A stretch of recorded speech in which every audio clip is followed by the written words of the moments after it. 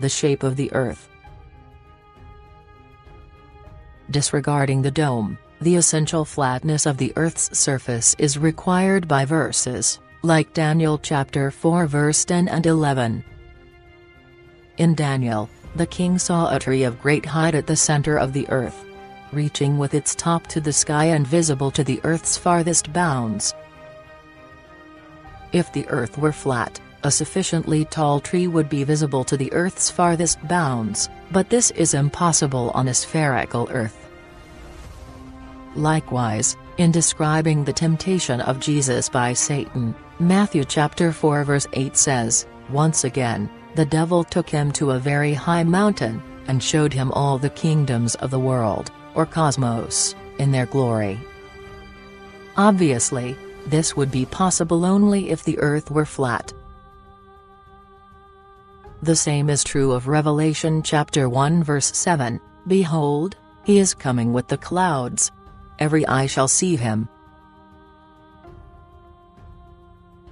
The celestial bodies.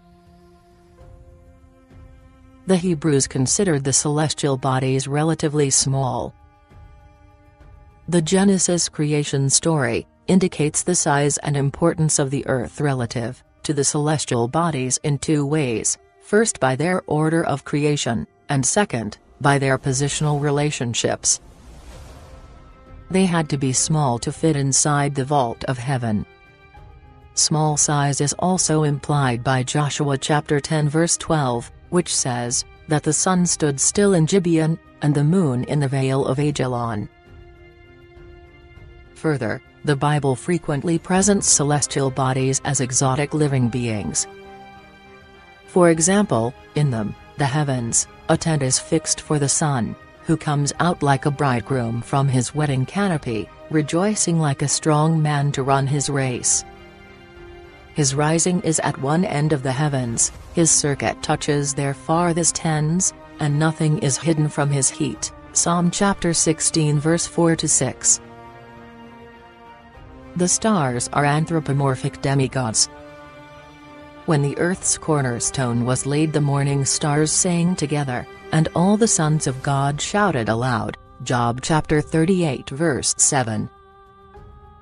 The morning star is censured for trying to set his throne above that of other stars. You thought in your own mind, "I will scale the heavens, I will set my throne high above the stars of God, I will sit on the mountain where the gods meet in the far recesses of the north. I will rise high above the cloud banks, and make myself like the Most High." Isaiah chapter 14 verse 13 and 14. Deuteronomy chapter 4 verse 15-19, recognizes the godlike status of stars, noting that they were created for other peoples to worship.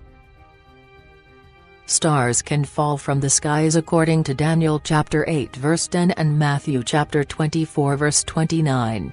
The same idea is found in the following extracts from Revelation chapter 6 verse 13-16. The stars in the sky fell to the earth, like figs shaken down by a gale. The sky vanished, as a scroll is rolled up. They called out to the mountains and the crags, "Fall on us, and hide us from the face of the one who sits on the throne." This is consistent with the Hebrew cosmology previously described, but it is ludicrous in the light of modern astronomy. If one star, let alone all the stars in the sky, fell on the earth, no one would be hollering from any mountain or crag. The writer considered the stars small objects, all of which could fall to the earth without eradicating human life. He also viewed the sky as a physical object. The stars are inside the sky, and they fall before the sky opens. When it is whisked away, it reveals the one throned above. See Isaiah chapter 40 verse 22. In the ancient flat earth model, however, east and west were about as far apart as you could get, which seems to be the image Psalm chapter 103 verse 12 was intended to invoke. In my view, all arguments to prove the Bible teaches a spherical earth are weak if not wrong-headed. On the other hand, the flat earth cosmology previously described is historically consistent, and requires none of the special pleading apparently necessary to harmonize the Bible with sphericity.